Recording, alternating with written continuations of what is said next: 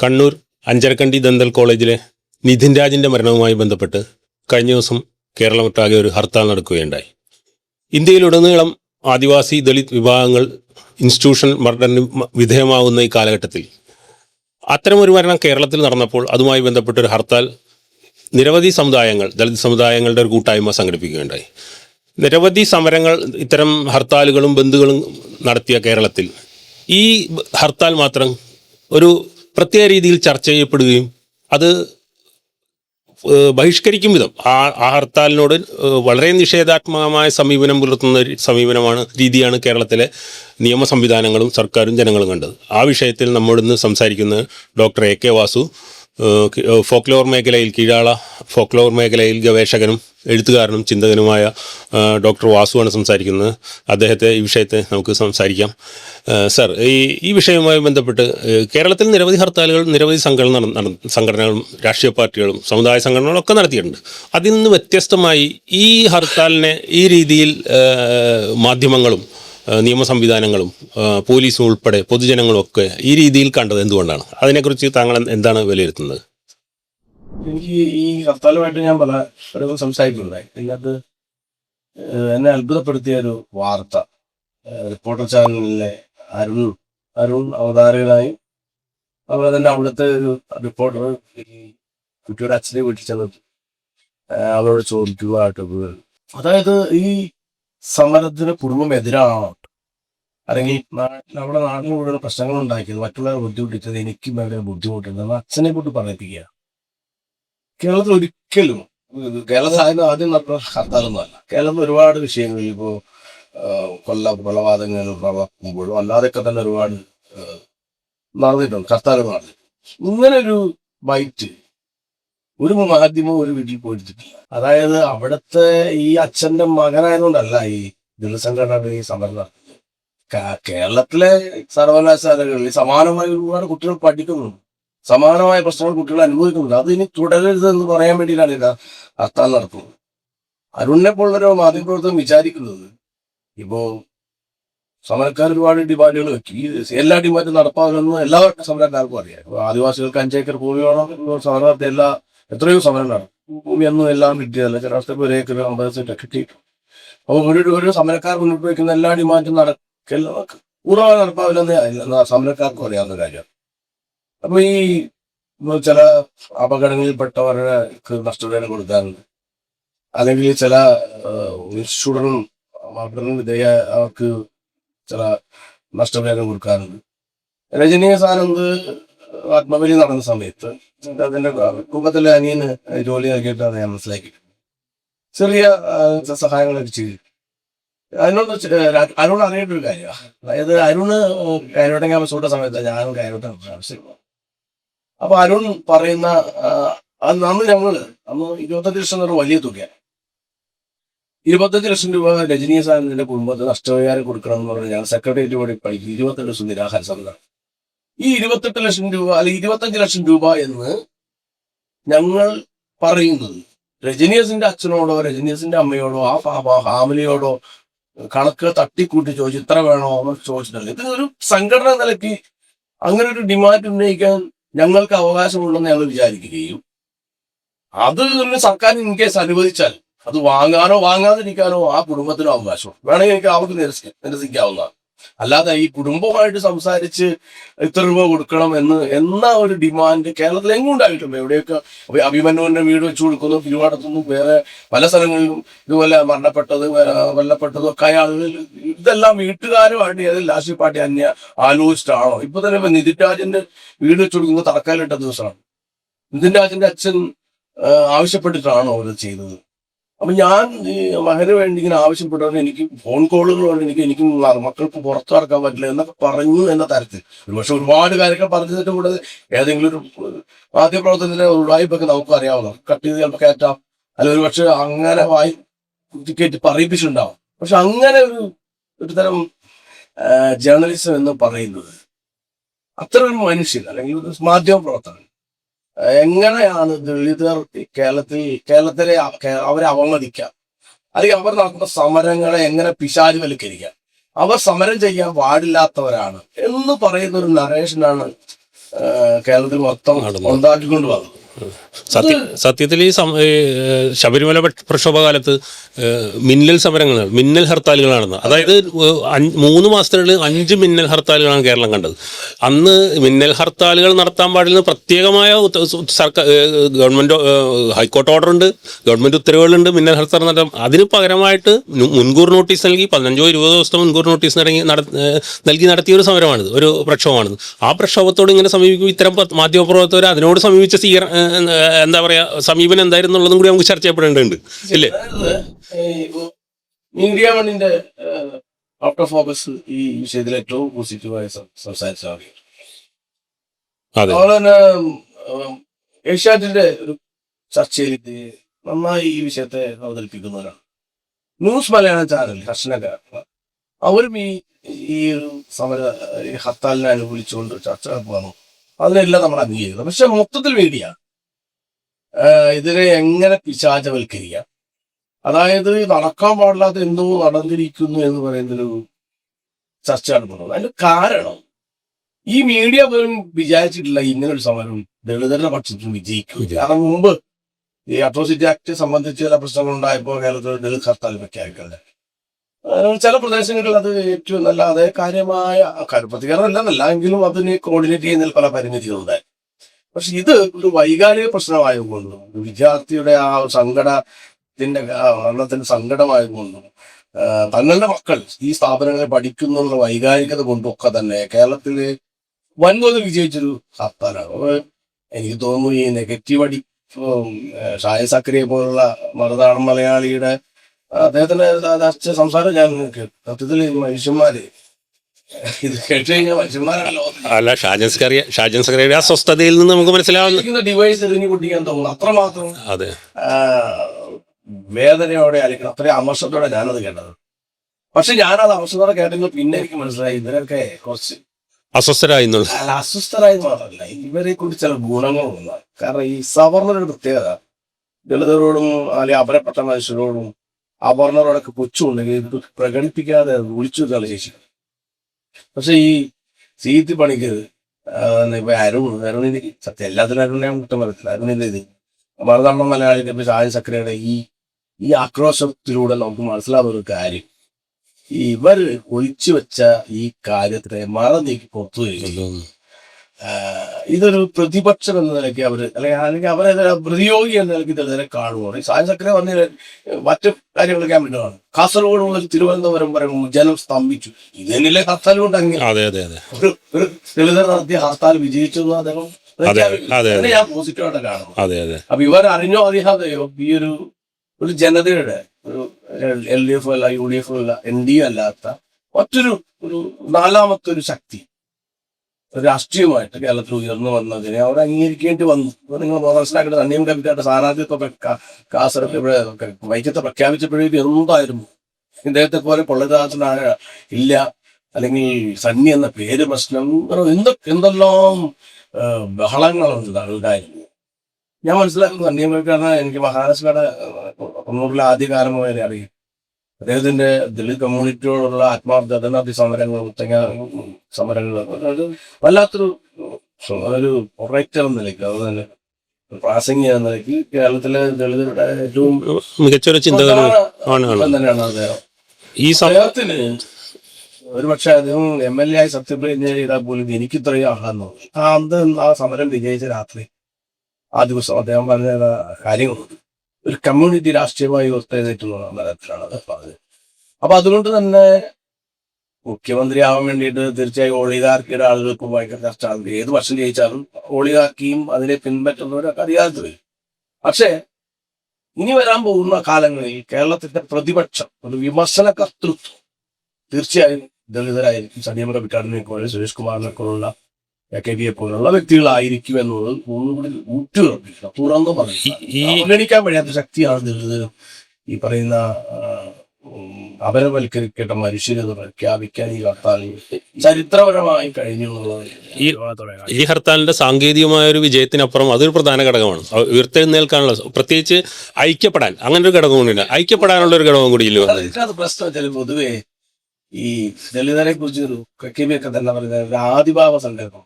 ദളിതർ എന്തുകൊണ്ട് നന്നാവുന്നില്ല എന്ന് വെച്ചാൽ അവർക്ക് ജന്മസിദ്ധ സ്വാഭാവികമായിട്ട് കിട്ടുന്ന ഭൂമിയൊക്കെ കൊടുത്തിട്ടില്ല, അവർക്ക് സ്വാഭാവിക കാലങ്ങളായ വിദ്യാഭ്യാസം കൊടുത്തിട്ടില്ല, സമ്പത്തിൽ നിന്നും അധികാരത്തിൽ നിന്നും കാലങ്ങളിലൊക്കെ പുറത്താക്കി. ഇതാണ് യാഥാർത്ഥ്യം. പക്ഷെ സാധാരണ ആൾക്കാർ സംസാരിക്കുന്നതോ അവർ മദ്യപാനികളാണ്, മദ്യപിച്ച് അതെ അതെ പൈസ കളയുന്നത്, അതെ അതെ അതുകൊണ്ട് അവർ നന്നാവില്ല എന്ന്. അല്ലെങ്കിൽ അവർ കോളനി ജീവിക്കും, കോളനി അവർ കൊടുത്താണ്. ഇങ്ങനെ ഈ ആദിപാപങ്ങൾ ദളിതരുടെ പുറത്തിങ്ങനെ വച്ചതിന്റെ കൂട്ടത്തിൽ ഇവർ പറയുന്നത് ഐക്യമില്ലാത്തൊരു കമ്മ്യൂണിറ്റിയാണ്, എന്തോരം സംഘടനകളാണ് ഇവർ. ഈ ദളിതർക്ക് മാത്രമല്ല, എല്ലാ കമ്മ്യൂണിറ്റിയിലും ഒരുപാട് വിഭാഗങ്ങൾ, ഒരുപാട് സംഘടനകളൊക്കെ ഉണ്ട്. പക്ഷെ ദളിതരുടെ വിഷയത്തിൽ മാത്രം ഒരു ഐക്യമില്ലാത്ത കമ്മ്യൂണിറ്റിയാണല്ലോ.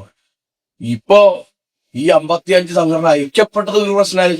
അതെ അതെ അപ്പൊ ഐക്യപ്പെടാത്തതാണ് പ്രശ്നം എന്ന് പറഞ്ഞിട്ട് കാര്യം മനുഷ്യന്മാരൊക്കെ ഇപ്പോ ഐക്യപ്പെട്ടതൊരു പ്രശ്നമായി എന്ന് പറയും. തീർച്ചയായും കഴിഞ്ഞ കാലങ്ങളെ അപേക്ഷിച്ചു സണ്ണിയം കക്കയുടെ സ്ഥാനാർത്ഥിത്വം പ്രഖ്യാപിച്ചപ്പോ ഒരു നേതാക്കളും ഒറ്റപ്പെട്ടു, അല്ലാതെ ഒരുപാട് എഴുത്തുകാരുണ്ട്, രാഷ്ട്രീയ നേതാക്കളും ഒരാളും അദ്ദേഹത്തിന്റെ രാഷ്ട്രീയ സ്ഥാനാർത്ഥിത്വം തള്ളിപ്പറഞ്ഞില്ല. എല്ലാവരും ഒരു ആവേശത്തോടൊപ്പം നിന്നു. അതുപോലെ തന്നെയാണ് ഈ ഒരു ഹർത്താലിൽ ഈ വ്യത്യസ്ത സംഘടനകൾ, വ്യത്യസ്ത പ്രാദേശിക സംഘടനകൾ, മനുഷ്യർ എല്ലാവരും ഒരുമിച്ച് നിന്നു. അപ്പൊ അതൊരു ഒരു ബഹുജന ബഹുജൻ രാഷ്ട്രീയം തിരിയുന്ന ആളുകളുടെയും കൂടി ഒരു പിന്തുണ ഉണ്ടായതുകൊണ്ടാണ് വിജയിച്ചത്.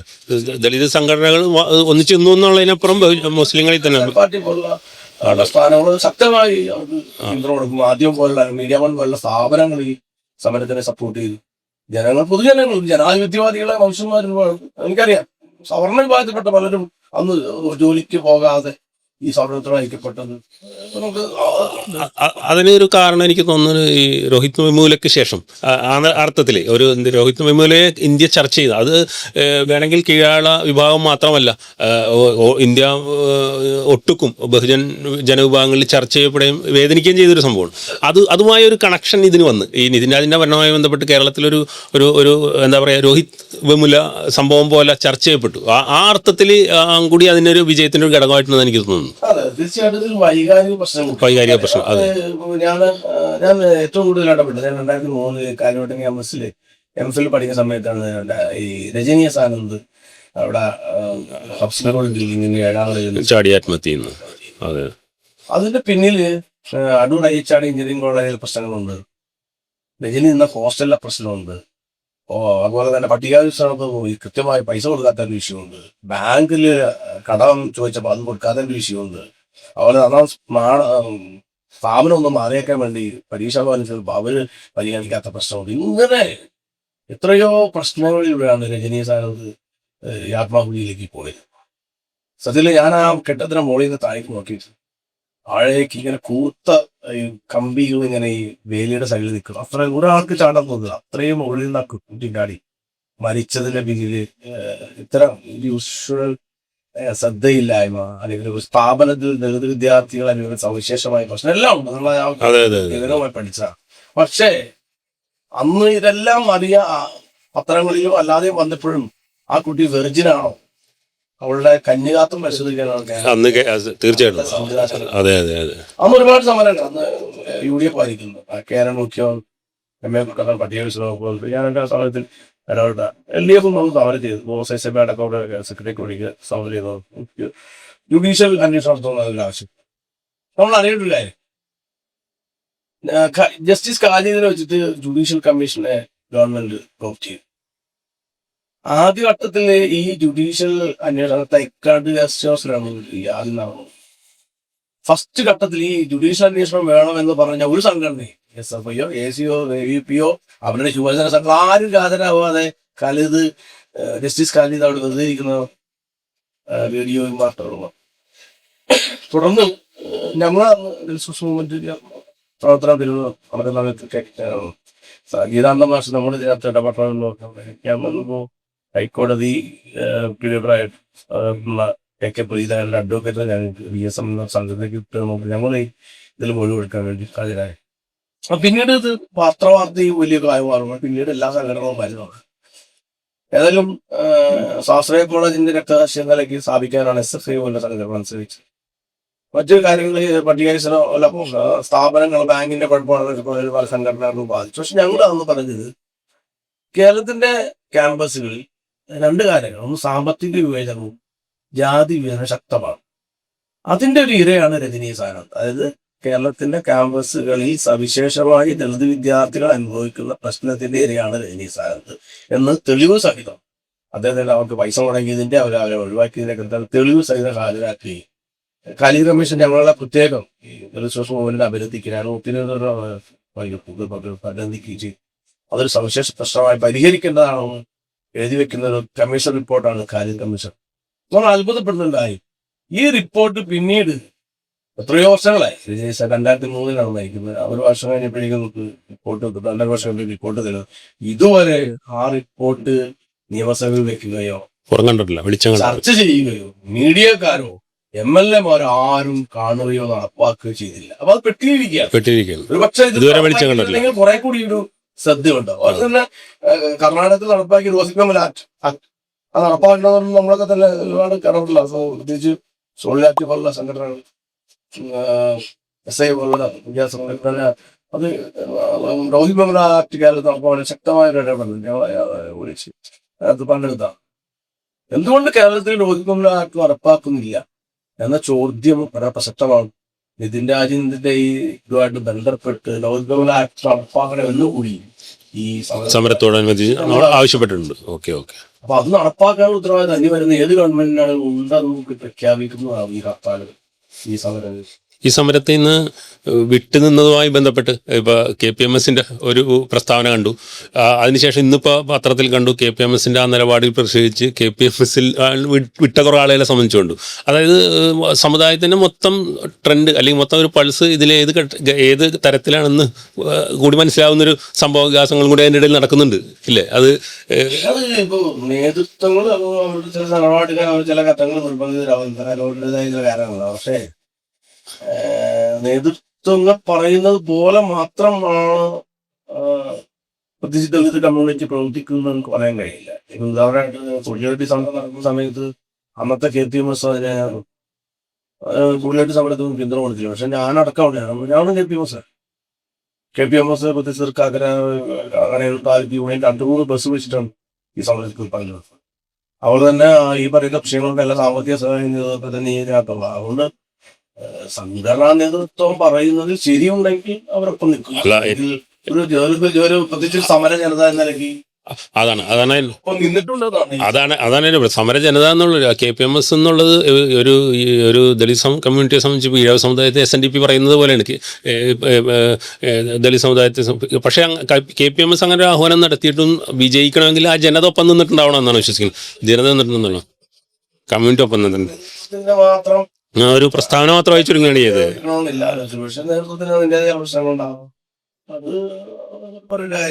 ഇപ്പൊ നിലവിൽ അതുമായിട്ട് ബന്ധപ്പെട്ട നിയമ നടപടികളുമായിട്ട് മുന്നോട്ട് പോകണം. അതിന്റെ അവസ്ഥ എന്താണ്? അത്തരം കാര്യങ്ങളിൽ ഒരുപാട് പേര് റിമാൻഡിലാണ്, കുറെ ആൾ കേസ് എടുത്തിട്ടുണ്ട്. തമാശയല്ല, സീരിയസ്നെസ്